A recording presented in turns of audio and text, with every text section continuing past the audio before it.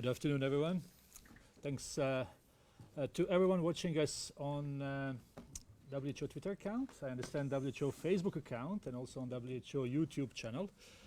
Journalists who are watching us can ask questions as any other day. Those who are dialing in, it's *9 on your keypad, and those who are watching us on Zoom, they will click raise hand. So this is a regular WHO briefing on COVID-19 with our usual guests, WHO Director General Dr. Tedros, Dr. Mike Ryan, and Dr. Maria Van Kerkhove. We will have an audio file, as we usually do, some 15-20 minutes after the briefing, and transcript will be posted tomorrow. Also, we are sending you news from other regions, so please pay attention on what comes from us. I'll give the floor to Dr. Tedros for his opening remarks. Thank you. Thank you, Tariq. Good afternoon, everybody. In the past 2 weeks, the number of cases of COVID-19 outside China has increased 13-fold, and the number of affected countries has tripled.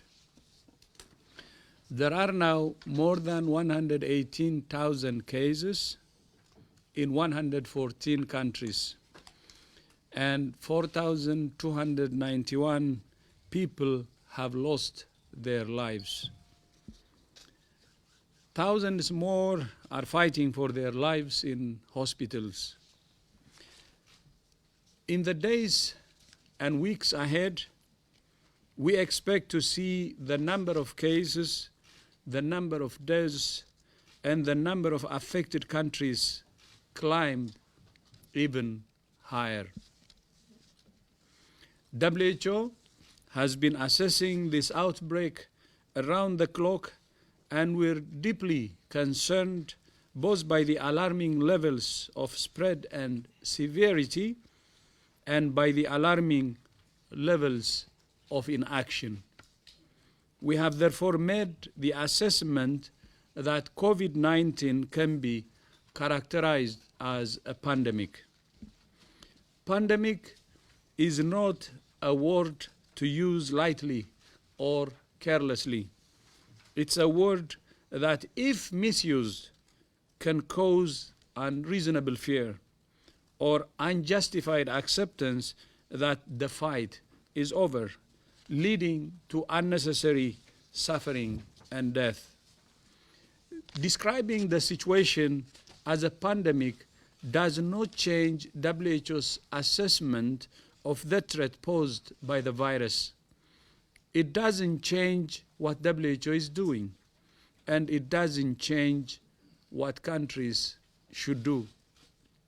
We have never before seen a pandemic sparked by a coronavirus. This is the first pandemic caused by a coronavirus.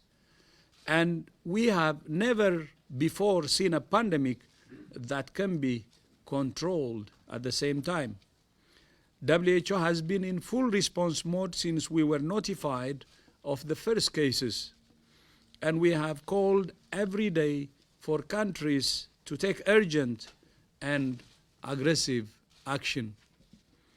We have rung the alarm bell loud and clear.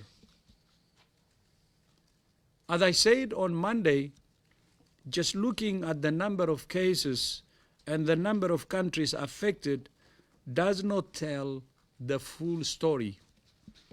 Of the 118 cases reported globally in 114 countries, more than 90% of cases are in just 4 countries. And 2 of those, China and the Republic of Korea, have significantly declining epidemics.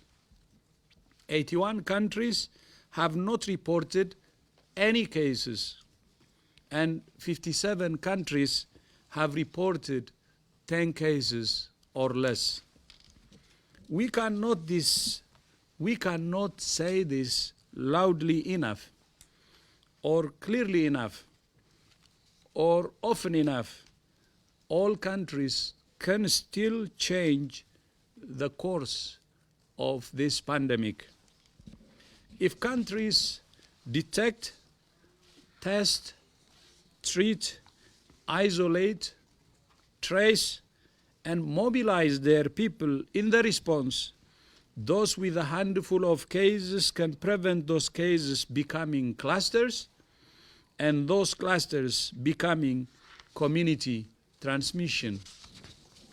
Even those countries with community transmission or larger clusters can turn the tide on this virus.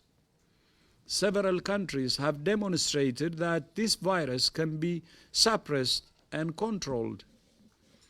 The challenge for many countries who are now dealing with large clusters or community transmission is not whether they can do the same, it's whether they will. Some countries are struggling with a lack of capacity. Some countries are struggling with a lack of resources. Some countries are struggling with a lack of resolve. We're grateful for the measures being taken in Iran, Italy, and the Republic of Korea to slow the virus and control their epidemics. We know that these measures are taking a heavy toll on societies and economies, such just as they did in China. All countries must strike a fine balance between protecting health, minimizing economic and social disruption, and respecting human rights. WHO's mandate is public health, but we're working with many partners across all actors to mitigate the social and economic consequences of this pandemic. This is not just a public health crisis. It's a crisis that will touch every sector. So every sector and every individual must be involved in the fight. I have said from the beginning that countries must take a whole of government, whole of society approach built around a comprehensive strategy to prevent infections, save lives, and minimize impact. Let me summarize it in 4 key areas. First, prepare and be ready. Second, detect, protect, and treat. Third, reduce transmission. And fourth, innovate and learn. I remind all countries that we're calling on you to activate and scale up your emergency response mechanisms. Communicate with your people about the risks and how they can protect themselves. This is everybody's business. Find, isolate, test, and treat every case and trace every contact. Ready your hospitals. Protect and train your health workers. And let's all look out for each other, because we need each other. There has been so much attention on one word, and you know that. Let me give you some other words that matter much more and that are much more actionable. These are prevention, preparedness, public health, political leadership, and most of all, people. We're in this together to do the right things with calm. We're in this together to do the right things with calm and protect the citizens of the world. It's doable. I thank you. Thank you very much, Director General. Before we start with questions, I'll remind journalists joining us through dialing in. It's *9 on your keypad. For those who are watching us on Zoom, for those who are joining us on Zoom, it's clicking on raise hands. I will ask really journalists to ask only one question so we can get as many as possible. And we will start, as we always do, here in the room with a couple of questions. Musa, please, if you can come down and use the mic, please. À ce stade de la propagation de ces virus dans certains pays, est-ce que vous recommandez la fermeture de certaines institutions comme les écoles ou bien la frontière, les aéroports? Et quelle est la situation aujourd'hui en Iran? Merci. So the question is, at this stage of the epidemic, what's your recommendation when it comes to closing institutions such as schools? And what about closing borders and airports? And finally, what's the situation in Iran? The decision to close schools and to do lockdowns or shut down particular parts of a country are entirely based on a country's own risk assessment, and it's a mix of measures. For example, in some situations, schools have been closed, like in China, whereas in Singapore, schools weren't closed. The governments make decisions based on a mixture of issues: the risk, the likely impact of the measure, the acceptability of the measure, the length of time the measure has to be left in place. Certainly, reducing or increasing social distance can certainly slow down the spread of disease, but it is a poor substitute in countries with lower numbers of cases. Social distancing does not have the same immediate impact as contact tracing, isolation of contacts, isolation of cases, quarantine of contacts, because that means you're chasing the virus. When people move towards broader-based social distancing measures, it effectively accepts that the chains of transmission are no longer visible. So what you want to do is separate everybody because you don't know who's infected. It's a much more cost-effective measure at the beginning to identify those who were infected or potentially infected and isolate them from the community. When you lose track of the outbreak, then you have to create social distance between everybody because you don't know who's infected. It is a poor substitute for aggressive public health action at the beginning, but it may be the only option when you've effectively lost sight of the virus. So it really does depend on the stage of the epidemic, and it sometimes depends on social acceptability. There is no point in reality in governments implementing measures that are entirely unacceptable within a local context, because it can create more tension and more problems than it solves. So again, without overdoing it, we would not, other than offer countries advice on any specific situation, but we don't have a specific rule regarding social distancing or school closures, etc. With regards to Iran, our team is still on the ground. We have part of our international team has already left Iran, but a team will remain on the ground with Iranian authorities. Clearly, the situation in Iran is still very serious. There's still a very high number of deaths. There's a high number of sick people. And while the number of cases and the intensity of surveillance has increased, we would like to see that increase even further. And we would like to see more support to the clinical care of sick people in Iran, both within Iran, certainly, but with our support and the support of the rest of the international community. Thank you very much. So just to let you know, we informed you that there will be a press conference by our regional office tomorrow, our regional office for Eastern Mediterranean. Now that press conference has been postponed for Monday. We will send the details on that. We go for the next question here. Chen, please. Okay. So, one question. One question, please. So, what is the decision-making mechanism within WHO concerning the declaration of pandemic? So, and are the member states involved in the procedure? Thank you. There is no, the DG has said this many times, there is no formal process, and pandemics as such are not declared. It's not like a public health emergency of international concern in which there's a body of international law where WHO engages through the emergency committee, through the national focal points in making that decision. This is a characterization or a description of a situation, and the DG has said it is not a change in what we do. It is not a trigger for anything other than more aggressive, more intensive action. So in that sense, it is not and would never be declared as such.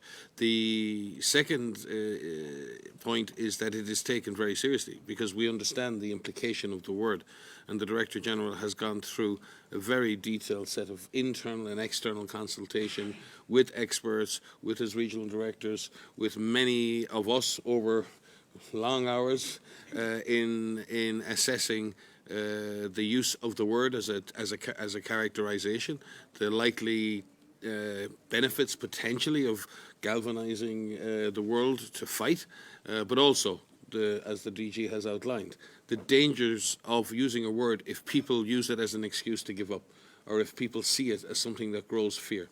So there's a lot of internal consideration has been given. The Director General has listened to people from across and throughout and very deep into our organisation. This has not been a corporate decision in the sense of made by only the seniors in this House. He has listened to everybody and has come to a determination based on a broad-based input of expert advice both internally and externally in order to determine this. But there is no mathematical formula, there is no algorithm. This is a characterization of the current description of the outbreak around the world, and a call to action and a call not to give up. But the DG may wish to comment himself on his thought process. I think that's enough.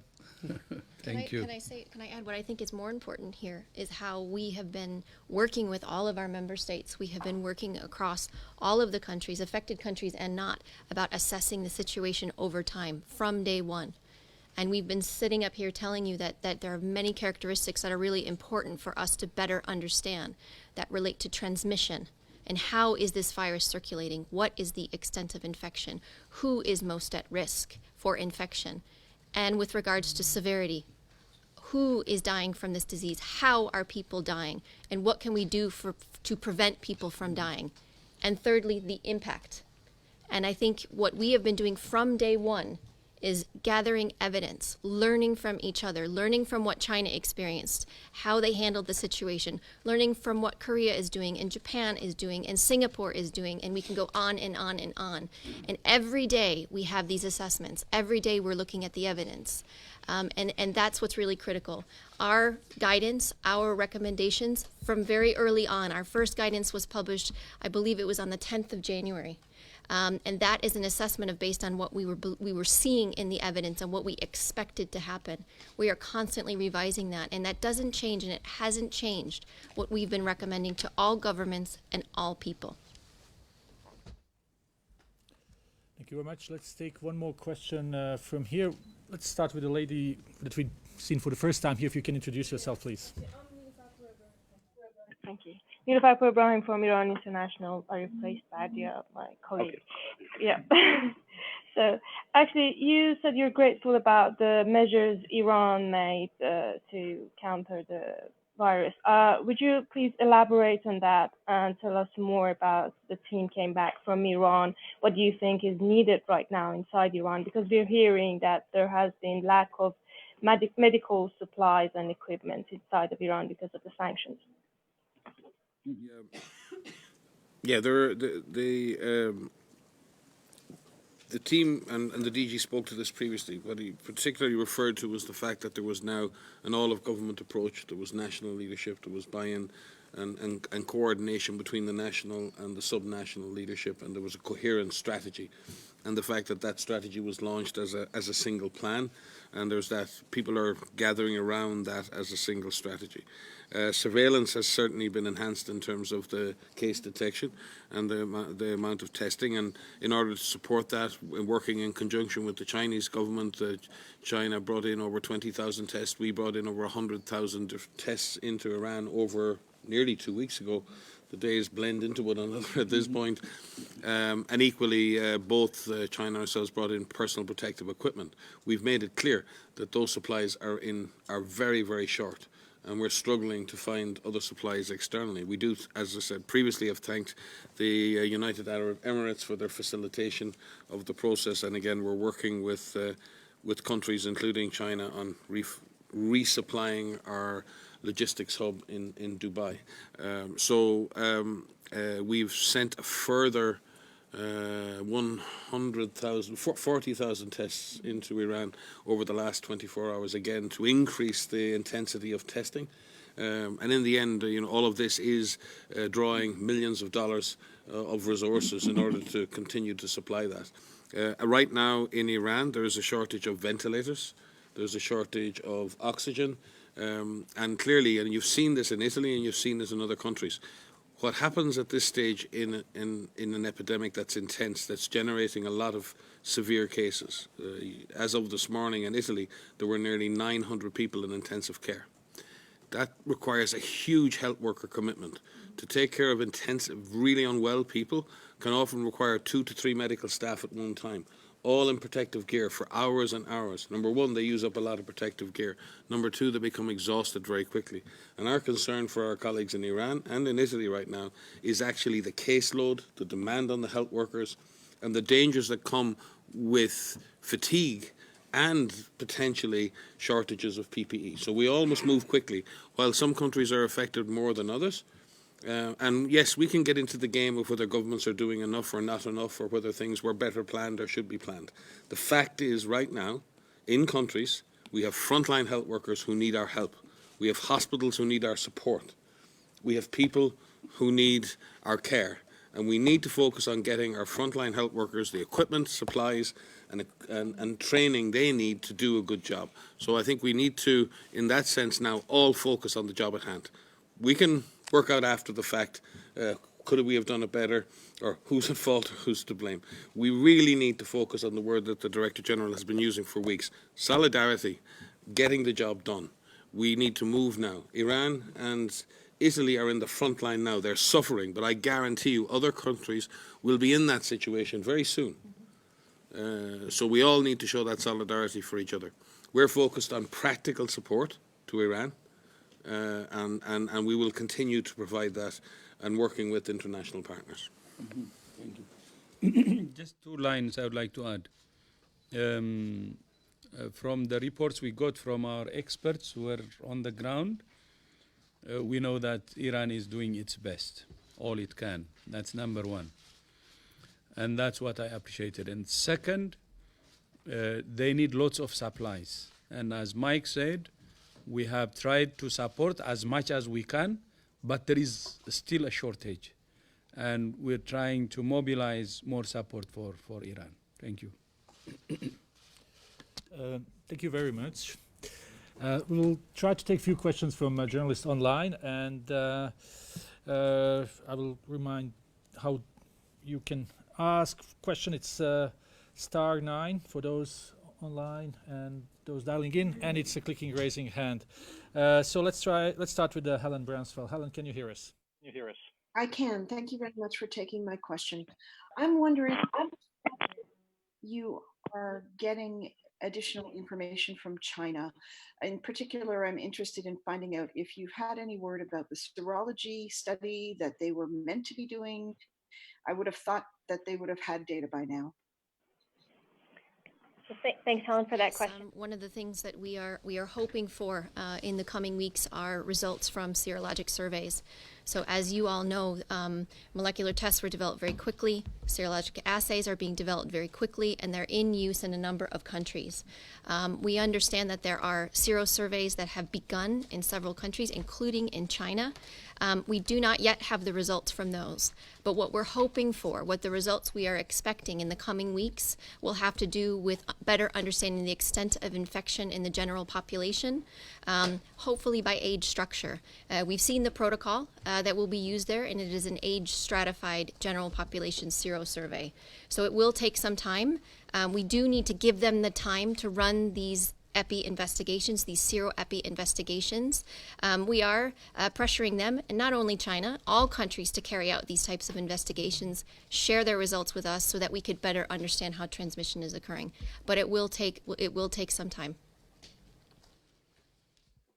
Thank you very much. Let's try Isabel from FE.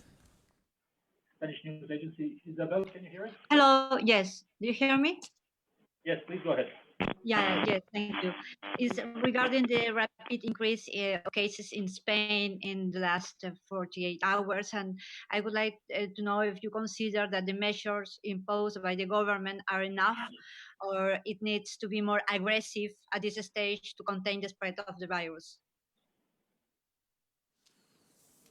I think all countries now need to take a very close look at what are their objectives in responding to the epidemic in their own country.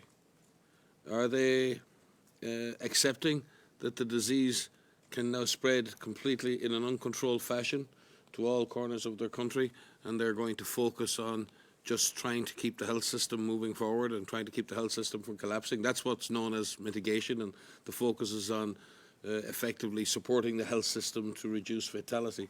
We've had lots of people talking about containment versus mitigation. The Director General has spoken since the very beginning of this outbreak about a comprehensive approach to this epidemic, focused on containment where there's an opportunity to contain, containment on isolating the virus within the chains of transmission that exist, and preparing the health system to reduce the impact should the disease escape that control or escape that containment. And that is what's known as mitigation. It's very important that people, I think, understand that the DG statement today is not an escape clause to mitigation. It's not about saying, okay, now we have a description of pandemic, we all move to mitigation. Nothing could be further from the truth. It is not the time for countries to move towards mitigation only, unless and until they are not in a position to affect the course of the epidemic and try and stop this organism. The difficulty is that if you do not try and suppress this virus, it can overwhelm your health system. So there have to be very strong efforts made to suppress infection, to push the infection back, because at the very least, it will take the pressure. It will allow and flatten the curve and allow your health system to remain in control and achieve some success in reducing case fatality. So from that perspective, I think it's very important that we use our words very carefully from here on in. With regard to Spain, Spain has a number of cases have accelerated very, very quickly over the last couple of days, as have France, as has Norway, as has Denmark, and as have a number of European countries. So it's very important that countries in the European Union and in Western Europe really do look at what their current control strategy is for this disease, and to assess whether the efforts they're taking are good enough in terms of suppressing transmission and pushing back the virus, and then obviously preparing their health systems to cope with the cases that do occur. All countries need to review their strategies right now. Yeah, thank you. I would be happy to add to that. I had a very good discussion with His Excellency Prime Minister Pedro Sanchez of Spain 2 days ago. And I was, very much impressed by his commitment. And Spain is using the whole of government and whole of society approach. And we believe that that political leadership is really key.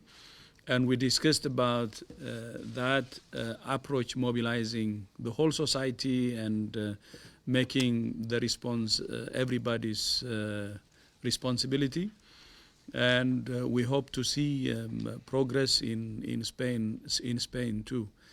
The Prime Minister took the initiative to call WHO and to consult, and that's a very important measure, actually, indicator of leadership. And he told me that he's prepared to do everything to stop this. Say the situation now is pandemic. We're not saying that the world should move from containment to mitigation. We are not. We believe as WHO that the comprehensive or blended approach should continue. And in that comprehensive and blended approach, containment should be the major pillar. As Mike said, the numbers themselves actually speak why we're saying this. 81 countries have no cases, so they should do everything to prevent from importing any case. They shouldn't give any ground for this virus to set foot in their country. And then there are 57 countries who have reported less than 10 cases, 10 or less cases. They can cut it from the bud. 81 plus 57 is 138 cases. And 90% of the total number of cases we have, the total 118 cases globally, 4 countries reported 90% of it. 90% of the 118,000. So it will be a mistake to abandon the containment strategy. Of course, the rest of the countries will be between the 4 countries who have reported more than 90% and those who have reported 10 cases or less. So we believe that the best way forward is the blended comprehensive approach, which puts containment as a major pillar. And we have also given examples. Many countries have already shown that when you have cases, still can be contained, however big the number of cases is. And we are convinced that although this is the first coronavirus to be labeled as pandemic proportion, but at the same time, we believe that it will be the first also to be able to be contained or controlled. That's what we are saying. It can be, because we have seen progress in countries that have already shown this. So we repeat again, we're not suggesting to shift from containment to mitigation. We are not. We underline that. We're still proposing containment strategy and other strategies, a comprehensive and blended strategy.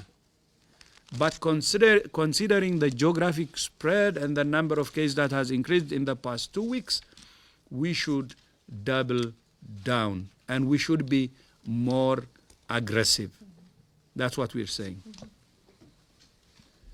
Thank you very much. We will now call on Christophe from Rwanda. Christophe, can you hear us? Yes, I can hear you. Thank you very much. I hear you well. I have a couple of questions. The first, I want you to give us an overview of the status of preparedness and risk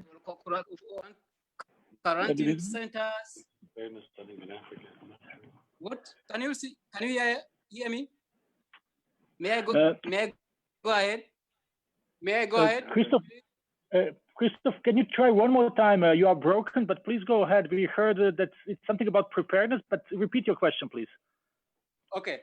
I want you to give us an overview of the status of preparedness and response in Africa in terms of surveillance, treatment centers, supportive treatments, availability in Africa.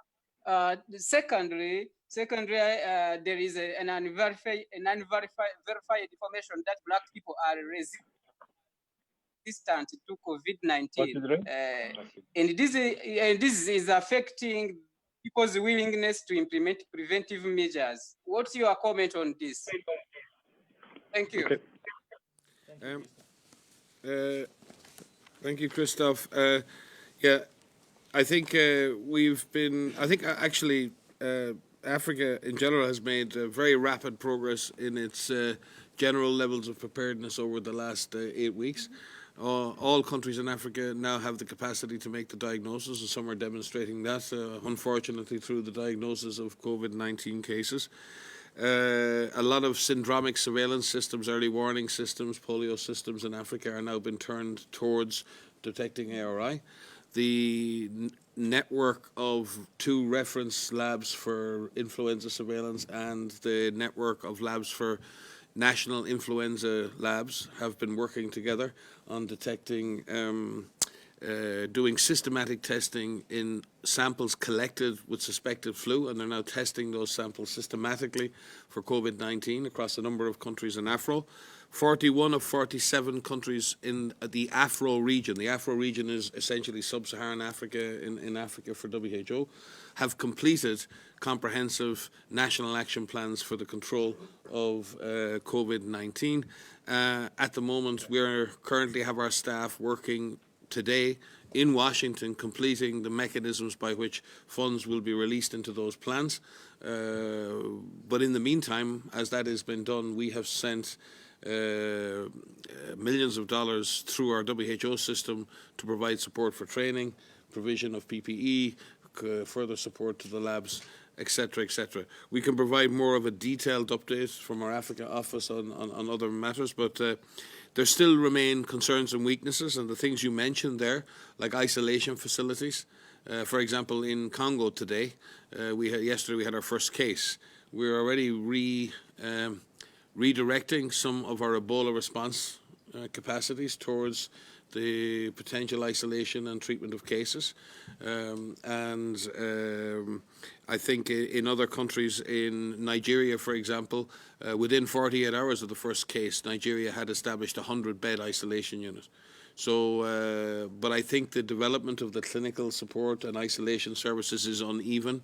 And while it may be present at national level, one of the things we found during the Ebola outbreak was that reproducing preparedness at subnational level, at district level, is another challenge that we need to address. So our work now is moving the preparedness activities from the national level down to the district level in all countries in Africa. But I think we are pleased with the development so far.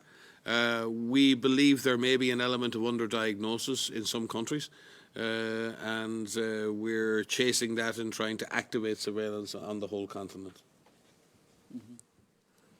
Thank you.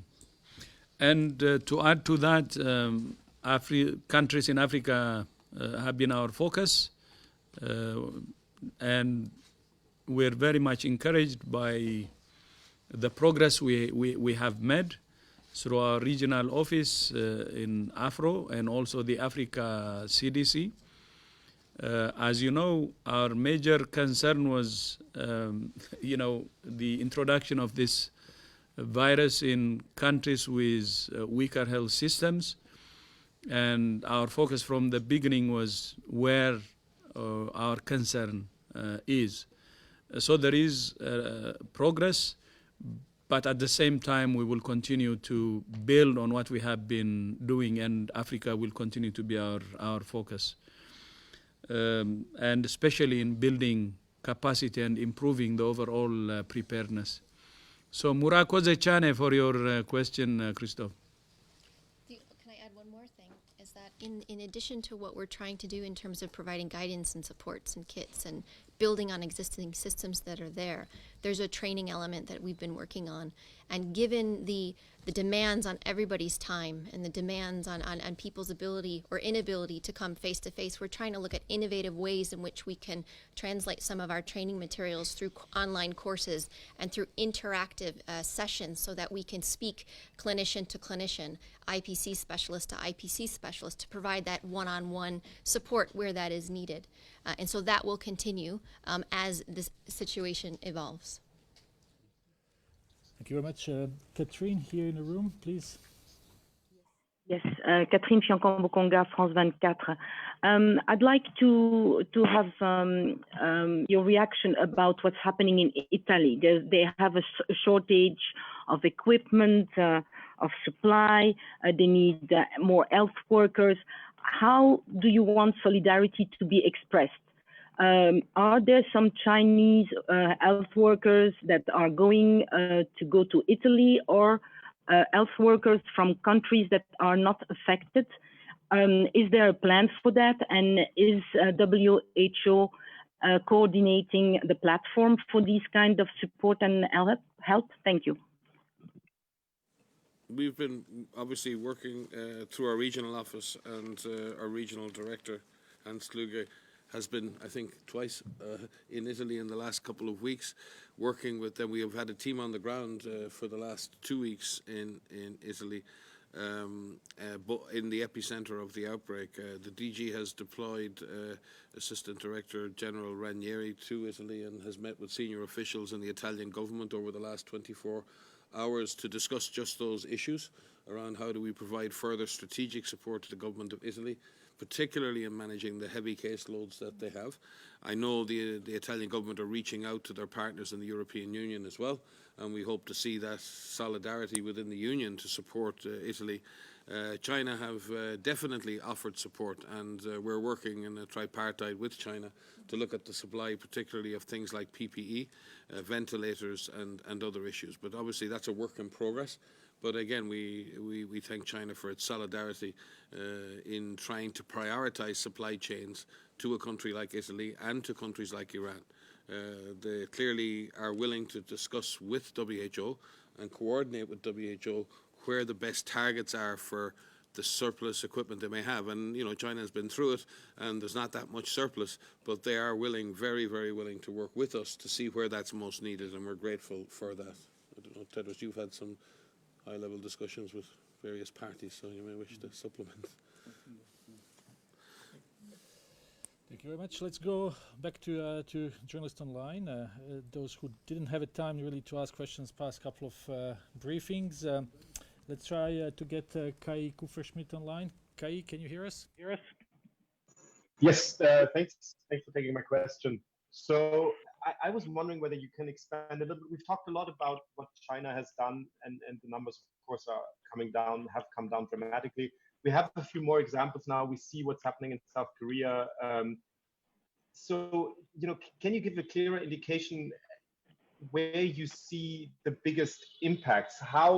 What role does the testing play? What role does the contact tracing play? There's a lot of countries that won't have the same ability to do large-scale contact tracing the way that China or South Korea have done. It might be easier to do a lot of testing. Do you have any kind of ideas of what these things are contributing?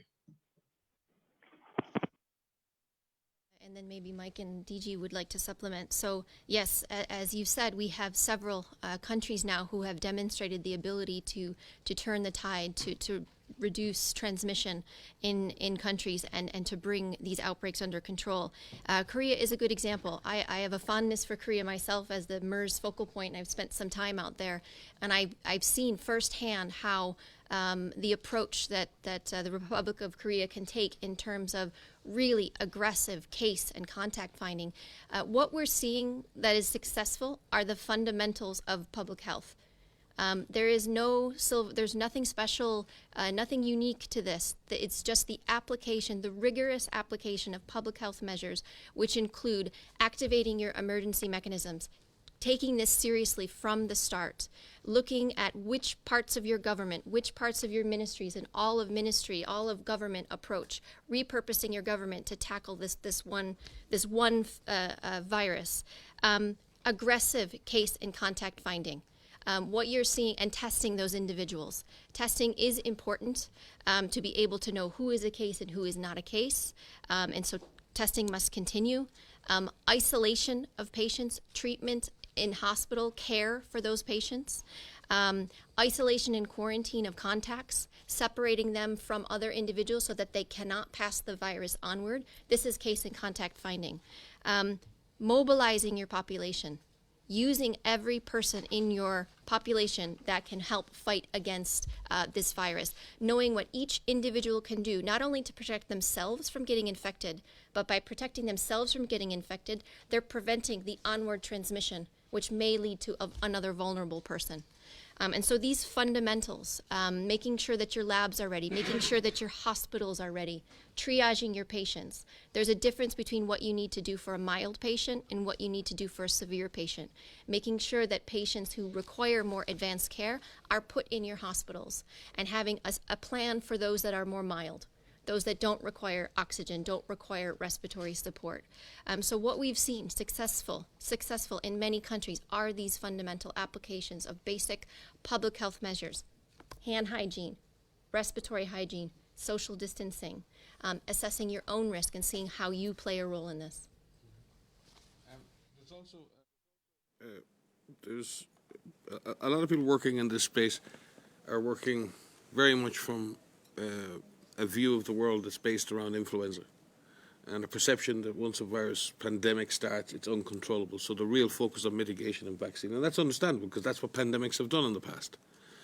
In this epidemic, if we didn't have the experience of Korea, if we didn't have the experience of Singapore, and if we didn't have the experience of China, we might imagine exactly the same thing. But we have observation that tells us that there's a strong element of controllability in this disease. Now, that doesn't mean we'll completely stop it, but what it does mean is there's a real chance to blunt the curve. There's a real chance to bend the curve and reduce the number of cases that our health system has to cope with and give the health system a chance to save more lives. So would you not use an opportunity? And then you have many people, and I've seen it, someone asked it here earlier, how can we continue to invest in the very expensive business of contact tracing? Contact tracing is not an expensive business. Contact tracing is a very basic public health intervention. It does involve interrupting the lives of a small proportion of the population in terms of quarantine of contacts, isolation of cases. And that's a very tough on those individual families.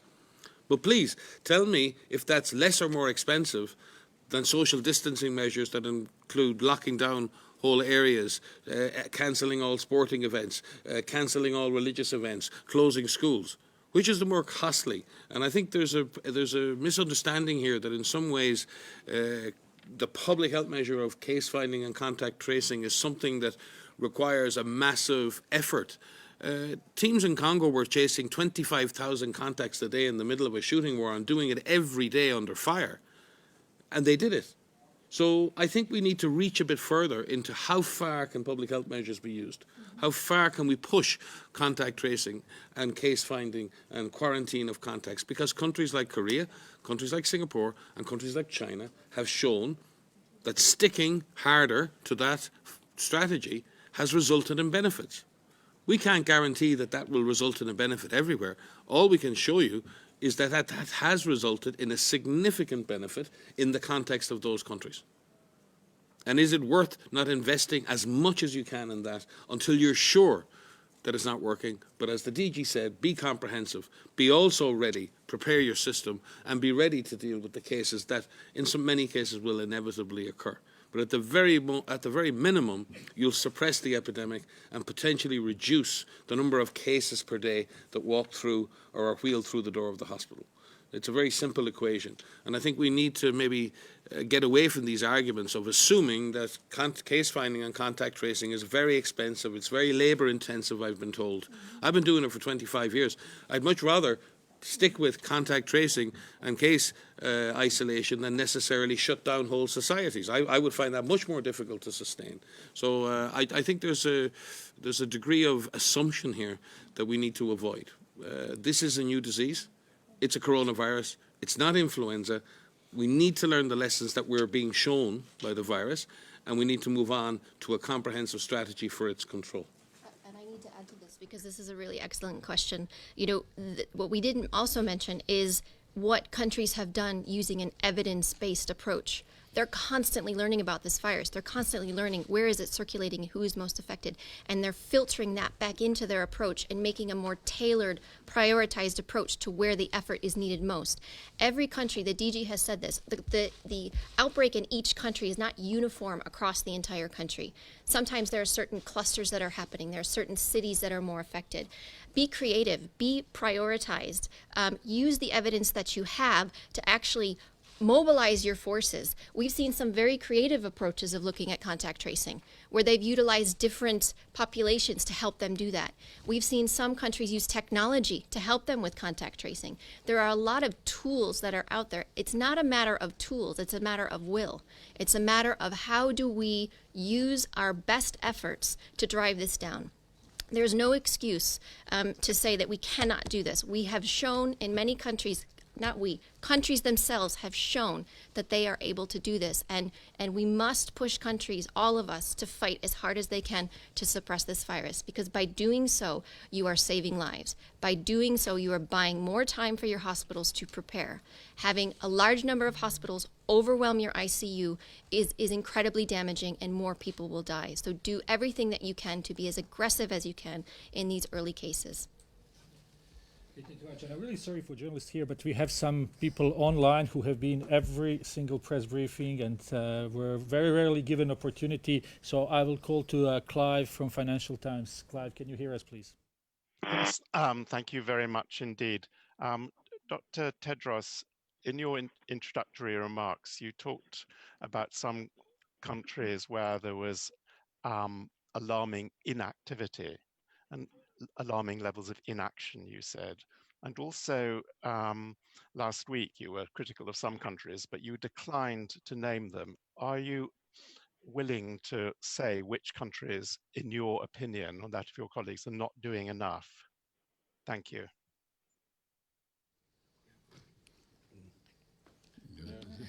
Yeah, I think the answer to that question is, you know who you are. The WHO doesn't interact in public debate or criticize our member states in public. What we try to do is work with our member states constructively, pointing out to them when we believe their measures are not adequate, aggressive enough, or comprehensive enough. And we've taken that opportunity, and the Director General has taken that opportunity on multiple occasions to interact with many, many member states, to indicate where countries can improve, and member states are always telling us how we can improve as well. So I think that's a very important tenet of our relationship. But I think if we look at behaviours that we want to see more of, certainly diagnostic testing algorithms that only test a small proportion of people who are likely to be COVID-19 isn't a way forward in this epidemic. Not a way forward in this epidemic. So we've seen some countries have diagnostic criteria that require you to be fully symptomatic and over a certain age in order to qualify for a test, or having still linking testing to travel to China and other things. So there are countries who have not updated their surveillance regimes to be adequately up to date with the current threat. So surveillance systems have to improve. In terms of case finding and isolation, some countries clearly, and you've seen this through the infection of health workers, have not yet got in place necessary measures to stop infections transmitting at hospital level. And we must protect our frontline hospital workers.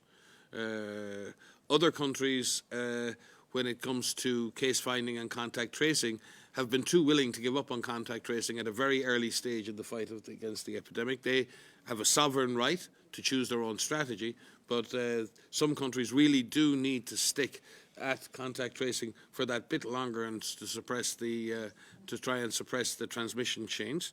And again, some countries have not been communicating well with their populations and creating some confusion in the minds of the population, and risk communication and trust between governments and their citizens really does need to come to the centre.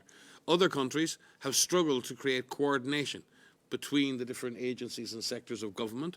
We've seen other countries struggle to establish a very effective coordination between the national and state, or the national and provincial level. So again, epidemics are a stress test for the system. They stress every component of the system. They stress governance. They stress trust between government and the citizen. They stress the hospital system. They stress public health systems. They stress the economic systems. The issue is how much resilience is built into those systems. And I'm frankly will have to say to you that in many cases what we're witnessing across society is a lack of resilience. Our hospital system is running, the DG has said it, as a, I can't remember the word you used last week, but it's lean and mean. So our hospital systems are designed to deliver at 99% efficiency. They don't have any space to deliver more. We have a deep distrust very often on health messaging from governments to citizens. There are things, we need to be working on more between epidemics, but right now we're in a fight. We're in a big epidemic, and we need to work on those things right now. So I'm certainly not going to single individual countries out, but I think if most countries look at the list I've given you and give themselves a scorecard, I don't think anyone's scoring 100% right now, and neither is WHO. So we all need to just get on and get better at what we do. Thank you very much. We will take a last question from online. And again, I apologize, but we have to respect all these journalists who are calling in day by day, and we have to provide them the opportunity. So I'll call on Maïv Shaheen from Sunday Independent from Dublin. Maïv, can you hear us? Yes, I can. Can you hear me? Yes, please go ahead. Okay, I'm calling from Ireland, the Sunday Independent newspaper in Ireland, and we've had our first death, COVID-19 death today. I wanted to ask Dr. Tedros and Dr. Ryan whether Ireland, which is maybe a week or two behind some of the worst affected countries, should Ireland be doing more? Should Ireland be instigating a more aggressive response to try and contain the virus, given what we've learned in Italy, Korea, China? Try in Irish. Try in Irish, yeah. Hi, this is Mike Ryan here. No, I think and I spoke with Tony Houlihan, your Chief Medical Officer, less than 24 hours ago to discuss these very matters. I think Ireland, again, has demonstrated through your HSE, through the Health Surveillance Protection Centre and the Office of the CMO, I think a very coherent response under the leadership of the Minister of Health and the Emergency Committee, which has been a good all-of-government structure. I think Ireland is still sticking very much with a mixed and comprehensive strategy of still doing aggressive contact tracing and case isolation, linked to measures then, I think increasingly, I believe you've cancelled St. Patrick's Day celebrations as a social distancing measure. So I think Ireland is finding that balance between what are measures aimed at chasing the virus and measures aimed at creating enough social distance to suppress the transmission of the virus. I think the concerns you have in Ireland may be more related to the capacity of the system to cope with the surge of cases in the hospital system, and I think all countries in Europe are concerned about that right now. But again, looking at the overall strategic approach in Ireland, we would say that it's a comprehensive strategy, and we're ready in WHO to offer any technical advice or assistance that's needed. But I think we need also to remember that public health services in many countries are rather small, and we've seen disinvestment in public health all around the world, and a deprioritization of public health all around the world at times. And I believe Ireland probably has no more than 60 or 70 full-time public health consultants or professionals. There are many others working at lower levels in the system. So if I was to offer any advice, we do need to, everywhere, increase the number of individuals who are working on the public health approach. And that doesn't mean for contact tracing you don't need a trained medical professional to do contact tracing. You can accelerate and amplify the number of contact tracers almost instantly using other civil servants, using volunteers, using community organisations. Speaking with the Italian government last night, they were going to very much use their community organisations to leverage improved contact tracing. So maybe in countries like Ireland and others, seeing how we can rapidly amplify the impact of public health officials by using communities, NGOs and others to support them would be maybe an option. But obviously that's for Dr. Houlihan and others to decide. If I could just add to say, these questions of saying, are we doing enough? Are individual countries doing enough? These are the right questions. Are we doing enough? You know, each country needs to look at what they're doing, how well they are prepared, identify the gaps in their preparedness in terms of their actions, and take action on that. It isn't a one-size-fits-all, as we've been saying, but asking the question, are we doing enough, regularly and repeatedly is really critical. Thank you very much. And again, apologies to all you in the room and all of you watching us who were not able to ask questions, but we will have other opportunities. Audio file will be available very shortly. Have a nice evening, everyone, and thank you. For those of you still in the room, I don't know if you've seen what's on the screen. I'm not so sure it was supposed to be up there. But that's the epidemic intelligence from open sources system, which is currently using AI to scan the globe for all publicly available information. Currently, its target is coronavirus, but it does it for all infectious diseases across multiple languages. And you'll see the ticker tape across the top. This is one of the key systems we use for tracking diseases all around the world. So you see AI doing its business and helping us to pick up new signals of new disease around the world. You don't see that. Our member states have it. Yeah, well, there will be a public version of it. Yeah. There you go.